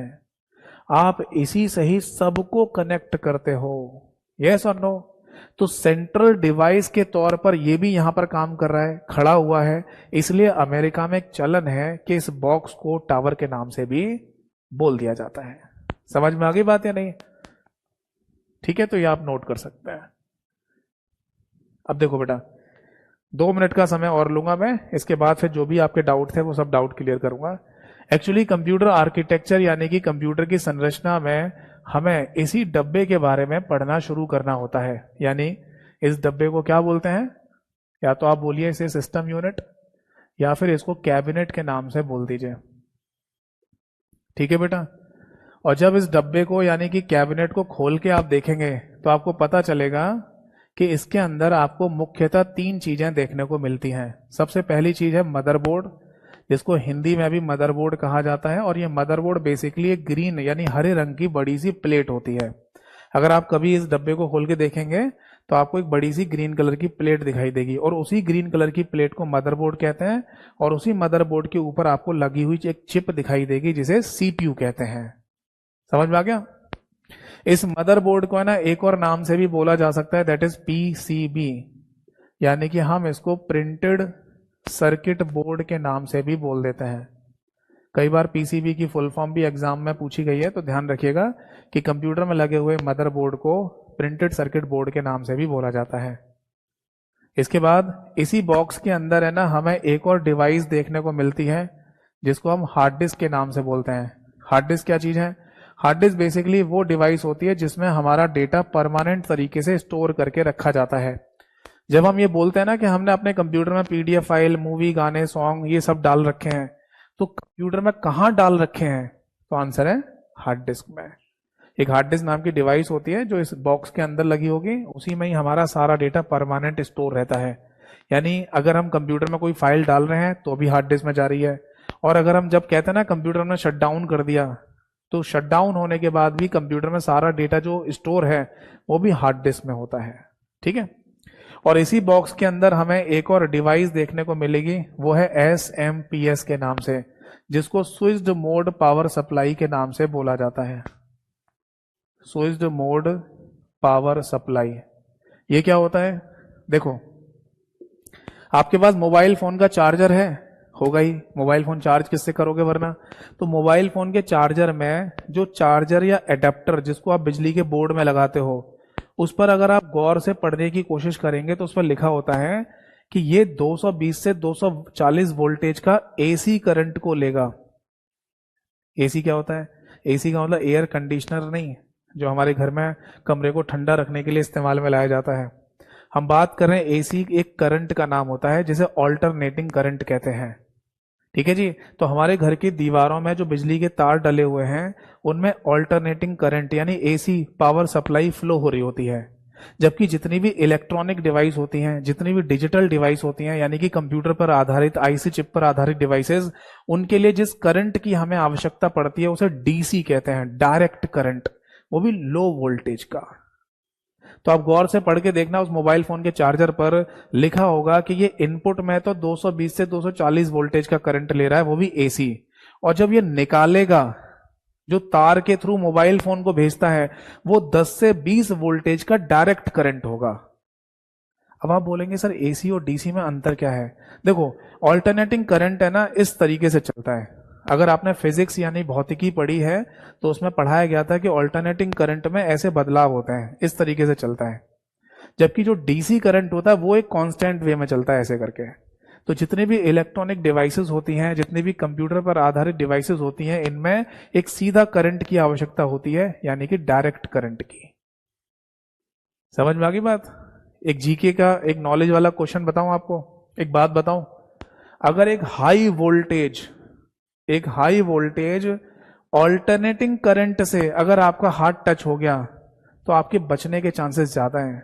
आपने नोटिस किया है कि हमारे घर में जब बिजली का तार कोई छूटा हुआ रहता है और उससे हमारा गलती से हाथ टच हो जाए तो ऐसे झटका लग जाता है, ओ भाई करंट लग गया, बच जाते हो आप। वो आपकी किस्मत खराब है कि आप छूट ही नहीं पाए, तो चिपके रह जाओगे और आपकी डेथ भी हो सकती है। बट कई बार ऐसा होता है कि आपका हाथ टच हुआ, झटका लग गया, छूट गया, तो इसका मतलब ये होता है कि करंट अपनी लोअर स्टेट में था और तभी आपका हाथ टच हुआ होगा, इसलिए छूट गया। अगर वो करंट हायर स्टेट में था तो जब तक वो लोअर स्टेट में नहीं आएगा और आप नहीं छूट पाए तो आपकी डेथ हो जाएगी, आप मर भी सकते हो, मर जाओगे आप। बट अगर यही बात कही जाए एक हाई वोल्टेज के डायरेक्ट करंट के लिए, जिसमें ये स्टेट ही नहीं होती, वो तो सीधे चलता है करंट, इसमें तो आपका हाथ कहीं भी टच हो जाए चिपके ही रह जाओगे, आप अपनी मर्जी से छूट नहीं पाओगे। जब तक आपको कोई एक्सटर्नल फोर्स से छुटाए ना तब तक नहीं छूट सकते। तो एक नॉलेज वाली बात आप दिमाग में रख सकते हैं कि हाई वोल्टेज डायरेक्ट करंट में अगर आप टच हुए तो मरने ही हो, but high voltage alternating current से अगर आप टच होते हैं तो आपकी किस्मत अच्छी है, तो आप बच भी सकते हैं।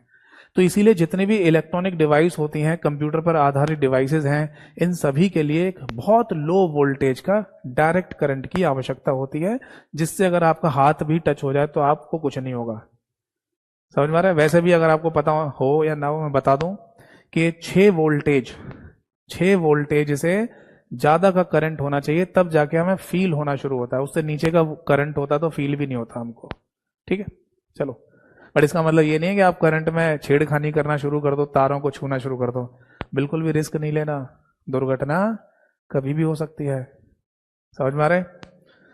तो SMPS नाम की जो डिवाइस हमारे कंप्यूटर में यानी इस डब्बे के अंदर जो लगी होती है वो बेसिकली इसी काम के लिए लगाई जाती है। मैं यहाँ पर बॉक्स बना देता हूँ डायग्राम, कि अगर ये हमारे सिस्टम यूनिट में या कैबिनेट में लगाई गई है SMPS नाम की डिवाइस, तो ये क्या काम करती है? AC यानी कि ऑल्टरनेटिंग करंट को DC करंट में चेंज कर देती है। ठीक है जी, ऑल्टरनेटिंग करंट को DC करंट में, DC का मतलब है यहां पर बेटा डायरेक्ट करंट, और AC का मतलब होता है बेटा ऑल्टरनेटिंग करंट। तो इसका होना जरूरी है। और जैसी डीसी पावर सप्लाई आ जाती है, या फिर ऐसे बना लो, डीसी करंट चेंज हो जाएगा तो इसी करंट को फिर भेज देते हैं हमारे कंप्यूटर में, यानी कि पीसी में। ठीक है जी, तब हमारा कंप्यूटर चल जाता है। ठीक है, तो आई होप सो है ना, आज की जो क्लास है वो आपको समझ में आई होगी। आज के जो कॉन्सेप्ट मैंने आपको क्लास में बताए वो आपको समझ में आए होंगे। बिल्कुल बेसिक फंडामेंटल से ही लेके चलने की कोशिश की है। ठीक है, बट ये बात ध्यान में रखिए कि आपको लॉजिकल और कॉन्सेप्चुअल तरीके से पढ़ना है, क्योंकि आज पहली क्लास है, ये बातें बतानी जरूरी हैं। आगे हमारी बहुत क्लासेस होंगी, है ना। कंप्यूटर को लॉजिकल और कॉन्सेप्चुअल तरीके से अगर आप पढ़ेंगे तो हर एक क्वेश्चन का आंसर दे पाएंगे। अगर आप कंप्यूटर को रट्टाफिकेशन से पढ़ोगे तो आप 50% से ज्यादा आंसर नहीं दे पाओगे। ज्यादातर बच्चे रट्टाफिकेशन वाले मेथड पर आ जाते हैं, यानी वो किसी किताब को ले लेते हैं या किसी टीचर की पीडीएफ को ले लेते हैं जिससे रट्टा मार रहे होते हैं। जैसे कंप्यूटर एक इलेक्ट्रॉनिक मशीन है, कंप्यूटर का एक इस्तेमाल कैलकुलेशन करने के लिए किया, ऐसे बैठ के जो रट्टा मार रहे होते हैं ना, फिर उनके 50% से ज्यादा क्वेश्चन ठीक नहीं हो पाते हैं। तो इसलिए मैं सभी को रिकमेंडेशन देता हूं, सभी को बोलता हूं ये बात कि आप कंप्यूटर को लॉजिकल सेंस में पढ़ें, तर्क रूप से पढ़ें, ताकि चीजें दिमाग में बैठती जाए। ठीक है भाई, तो मैंने अपनी तरफ से पूरी कोशिश की है आपको समझाने की, बहुत सिंपल तरीके से समझाया। आई होप सो आपको समझ में भी आया होगा। तो अब मैं चाहूंगा कमेंट सेक्शन में जल्दी से फटाफट एक बार लिख के बताइए कि आज की क्लास आपको समझ में आई या नहीं। और वो बच्चे जो क्लास के बीच में डाउट पूछ रहे थे इस टॉपिक से हटकर, वो अब आप पूछ सकते हैं। ठीक है, एक बात और बता दूं कि अगर किसी ने मेरे साथ साथ प्रॉपर तरीके से ये नोट किया है, जैसे जैसे मैं नोट कराता जा रहा था, तो बहुत अच्छी बात है। और अगर कोई नोट नहीं कर रहा था और कोई नोट नहीं करना चाहता है तो कोई दिक्कत नहीं है। एज इट इज जैसे मैं बोर्ड पे लिख रहा हूँ, पढ़ा रहा हूँ, आपको समझा रहा हूँ, इन सभी का कंप्लीट क्लास पीडीएफ बोर्ड का कंप्लीट क्लास पीडीएफ आपको मेरे टेलीग्राम चैनल पर मिल जाएगा। टेलीग्राम चैनल की जानकारी मैंने क्लास के शुरुआत में आपको दी ही थी। ठीक है जी। एक बच्चे का कमेंट आया है, सर मेरा एग्जाम एमपी सीपीसीटी का 7 सितंबर को है। ठीक है, अब आप कोई भी डाउट पूछ सकते हैं, आज की क्लास खत्म। ठीक है, जल्दी जल्दी पूछेगा। बच्चे ने लिखा है, सर मेरा एग्जाम एमपी सीपीसीटी का 7 सितंबर को है, यानी कि अभी क्या चल रहा है, अगस्त, अगला ही महीना सितंबर है। तो आपके पास ज्यादा से ज्यादा वही 20-22 दिन का टाइम होगा, है ना। आपने कल जो सिलेबस बताया था वही सिलेबस है। मैं एक शासकीय जॉब में हूँ और मेरे पास लास्ट मौका है ऑफिस में सर्टिफिकेट देने का। सर मैं कैसे तैयारी करूं, मेरा एग्जाम क्लियर हो जाए। देखिए, पहली बात तो राहुल शर्मा जी, आपने थोड़ी सी देर की है ना। देर का मतलब समझ रहे हैं, ये वैसे ही समझ लो जैसे हम किसी एग्जाम को क्लियर कर सकते हैं, बट हम उसकी तैयारी बहुत लेट शुरू करते हैं तैयारी करना, तो फिर 50-50% चांस है, या तो क्लियर हो भी सकता है या नहीं भी हो सकता। मैं पता है हमेशा सभी लोगों को बोलता हूं, सभी लोगों को, कि अगर आपका कोई भी एग्जाम है तो उसकी तैयारी कम से कम 6 महीने पहले कर दो शुरू। बहुत अच्छे से तैयारी करनी है तो साल भर पहले से शुरू कर सकते हो, क्योंकि आपको ये आइडिया तो होना ही चाहिए कि हमें जाना कहां पर है, हमें कौन सा एग्जाम क्लियर करना है। अगर आप अपने एम को ही नहीं जानते हो अभी तक, तो आप तैयारी कर कैसे रहो, मेरे को यही नहीं समझ में आता। कोई बच्चा ये नहीं जान पा रहा है अभी कि मेरे को इस एग्जाम को क्लियर करना है, इस तरीके के एग्जाम को क्लियर करना है, तो फिर आप चल कहां रहे हो, आपका एम ही डिसाइड नहीं है। तो पहले तो आप एम बनाओ कि मुझे करना क्या है। अगर आप ग्रेजुएट होने के बाद भी इस चीज को नहीं समझ पा रहे हैं तो दिक्कत वाली बात है। तो मैं सभी को यही बोलता हूं कि सबसे पहले तो एम बना लो कि हमें करना क्या है, हमारा फ्यूचर क्या है, हम जा कहां रहे हैं, और उसके हिसाब से कम हर एग्जाम की तैयारी कम से कम 6 महीने पहले कर देनी चाहिए। और अच्छे से अच्छे तैयारी करनी है तो 1 साल से करना शुरू कर दो, इतना समय बहुत होता है। ठीक है जी। तो जैसे कि राहुल शर्मा जी ने आपने लिखा है कि 7 सितंबर को पेपर है, तो अब देखो 50-50% चांस मैं बोल रहा हूं। जितना आपको बैच में कंटेंट दिया गया है या जितनी बातें मैंने क्लास के शुरुआत में बताई हैं, उतनी सभी बातों को आप ध्यान से सुन जाइए, पढ़ जाइए, देख जाइए, फिर वो डिपेंड करेगा कि आपका पेपर क्लियर होगा या नहीं। मेरी बेस्ट विशेष आपके साथ हैं, आपका पेपर क्लियर होना चाहिए। मैं भी दुआ करूंगा कि आपका पेपर क्लियर हो जाए। बट वो कहावत है ना कि बातों से कहानी पूरी थोड़ी होती है, बातों से एग्जाम नहीं निकलता है ना। तो बात बनाने से मेरे ना तो आपका एग्जाम निकलेगा, और ना ही अगर आप बात बनाएं आपका एग्जाम निकलेगा। एग्जाम निकलता है, एग्जाम क्लियर होता है पढ़ाई करने से। तो थोड़ा सा है ना, मतलब लेट आपने शुरू किया। अगर यही है ना, आप 2 4 5 महीने पहले, 6 महीने पहले से तैयारी करना शुरू कर देते तो डेफिनेटली एक ही बार में पेपर निकल जाता है, एक बार में ही। चलिए और पूछे। एक बच्चे ने लिखा है सर पीसी क्या होता है। देखो, पीसी मैंने अभी बताया तो था, पीसी का मतलब होता है पर्सनल कंप्यूटर, आपका खुद का कंप्यूटर। मैंने आपको बोला भी था कि 1962 में, 1962 में अमेरिका में एक मैगजीन में छपा था सबसे पहले, न्यूयॉर्क टाइम्स नाम की एक मैगजीन है, उसमें छपा था पीसी शब्द, यानी कि पर्सनल कंप्यूटर। तब किसी ने ये बोला था या लिखा था उस समय कि आने वाला समय वो होगा जब सब लोगों के पास अपने खुद के पर्सनल कंप्यूटर हुआ करेंगे, अपने पीसी हुआ करेंगे। तो अगर आपके सामने ये कंप्यूटर रखा हुआ दिखाई दे रहा है तो आप इसे पीसी बोल सकते हो, बट केवल इसी के लिए पीसी शब्द इस्तेमाल करो ऐसा नहीं होना चाहिए। क्योंकि पीसी आपका पर्सनल कंप्यूटर होता है, खुद का कंप्यूटर, जो कि लैपटॉप भी हो सकता है, नोटबुक भी हो सकता है, टैबलेट भी हो सकता है। समझ में आ गया। चलिए, तो जैसा कि मैं देख पा रहा हूँ अब किसी का कोई डाउट नहीं है, तो आज की क्लास और आज की सभा यहीं पर समाप्त होती है। अगली क्लास में फिर मिलेंगे, और आई थिंक कल की क्लास हमारी ऑफ रहेगी क्योंकि 15 अगस्त है, और 15 अगस्त को आपको पता ही है क्या होता है, तो इसलिए शायद छुट्टी रहेगी कल की। तो फिर मिलेंगे हम आई थिंक 16 अगस्त को, और 16 अगस्त को इसके आगे का जो पार्ट है वो मैं क्लियर करूंगा, आपको पढ़ाऊंगा कि एक्चुअल में मदरबोर्ड का कॉन्सेप्ट क्या है, हार्ड डिस्क का कॉन्सेप्ट क्या है, और एसएमपीएस का तो खैर मैंने आपको बता ही दिया। ठीक है जी। तो अपने चिर परिचित जानने वाले लोगों को बताइएगा कि अगर आपको कंप्यूटर की तैयारी करनी है तो यतिन सर के साथ कंप्यूटर की एक ही बार में परफेक्ट तैयारी आप कर सकते हो, जिससे आपके हर एक एग्जाम में आपको फायदा मिले। थैंक यू सो मच सभी को। जय हिंद, वंदे मातरम।